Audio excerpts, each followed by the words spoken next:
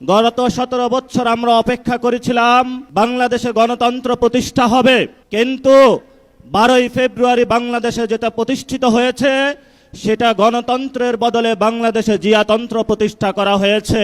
তারা আমাদের ব্যাংকগুলো দখল করেছে, তারা পার্লামেন্ট দখল করেছে, দুদক দখল করেছে, সন্ত্রাসী কায়দায় 11 দলীয় জোটের যারা নেতৃবৃন্দ তাদের বাসায় হামলা চালাচ্ছে। জনগণের যে অধিকার রয়েছে, যেই ভিত্তিতে জনগণ ভোট দিয়েছিল, জনগণের হাতে এখন বালতি ধরিয়ে দিয়েছে, রাস্তায় সিরিয়াল ধরিয়ে দিয়েছে। আমরা যেখানে নিশ্চিত চেয়েছিলাম বাংলাদেশের মানুষ, ব্যবসায়ীরা নিরাপদ থাকবে, আজকে একজন ব্যবসায়ী আমাকে বলছেন 6টার পরে হলো দোকানে কাস্টমার আসে, 6টার পরে হলো সরকার আমার দোকান বন্ধ করে দিয়েছে। বাংলাদেশের প্রথম 5D AI ইনভার্টার যুক্ত সর্বোচ্চ বিদ্যুৎ সাশ্রয়ী যমুনা এয়ার কন্ডিশন। পেট্রোল পাম্পের সামনে গিয়েছি, একজন পাঠা উবার চালক আমাকে বলছেন আমি বাইক চালিয়ে হলো টাকা ইনকাম করে আমার সেই গ্রামে বাচ্চাকে পাঠিয়ে থাকি, সারাদিন সিরিয়াল ধরে থাকি, যখন পেট্রোল পাম্পের সামনে যাই বলা হয় যে তেল নাই, আবার সন্ধ্যায় সিরিয়াল ধরি, আবার বলে তেল নাই। তাহলে আমি সংসারটা চালাবো কিভাবে?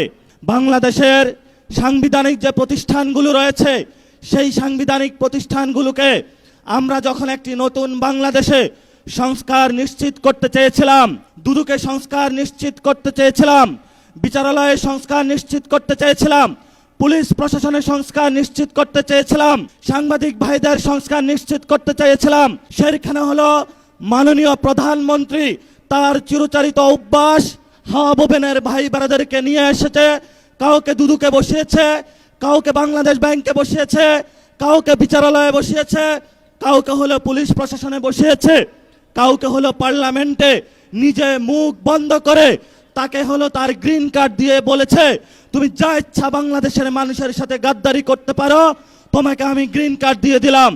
এই যদি হয় জিয়াউর রহমানের সন্তানের ভবিষ্যৎ, এই সন্তানের ভবিষ্যতের সাথে বাংলাদেশের ভবিষ্যৎ যাবে না, যাবে না, যাবে না।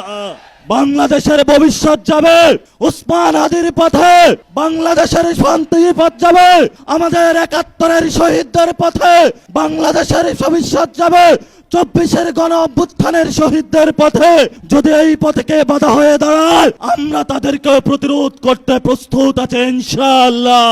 আমরা সেই দিন শাহবাগে দাঁড়িয়েছিলাম, সরকারকে আলটিমেট দিয়েছিলাম আমরা কালকে কাউরন বাজার যাচ্ছি, এর পরের দিন ফার্মগেট যাচ্ছি, এর পরের দিন গণভবন যাচ্ছি। সরকার কর্ণপাত করে নাই। আজকে আমরা পল্টন মোড়ে দাঁড়িয়েছি। আপনাদের জানাশোনা থাকার কথা, ইলেকশনের পরে আমাদের 11 দলীয় জোটের প্রথম প্রোগ্রাম বাইতুল মোকাররমে হয়েছিল। আজকে আমরা আরেকটু এগিয়ে সেখানে প্রোগ্রাম করেছি।